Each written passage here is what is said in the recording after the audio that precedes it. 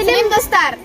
Біз Төлеген Тәжібаев атындағы номер 81 жалпы орта білім беретін мектебінің 6-шы А сынып оқушылары Абелкасимова Аружан Асқарқызы және де Игенова Зинеп Жәнібекқызы.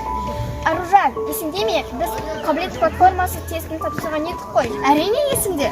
Саған сол тесттен қай сұрақ ұнады? Маған қабілет платформасы тестінен егер де сен болашақта супер қаһарман болсаң, не істер едің? Болашаққа қандай пайдаңды тигізер едің деген сұрақ қатты ұнады. Сен ол сұраққа қалай жауап бердің? Мен ол сұраққа егер де мен супер қаһарман болсам, қол астындағы жетімдер мен қараусыз қалған қарттар үйіндегі ата әжелерді өз қамқорлығыма алар едім деп жауап бердім. Ал сен қалай жауап бердің? Мен шалғайда ауылдағы көтерілмей қалған мәселелерді көтеруші едім. Өте керемет жауап беру екен. Енді осы қабілет платформасы арқылы өзімізге қандай пайдасын тигізетінін ортаға салайық. Біріншіден, ол біздің ойлау қабілетімізді арттыра алады.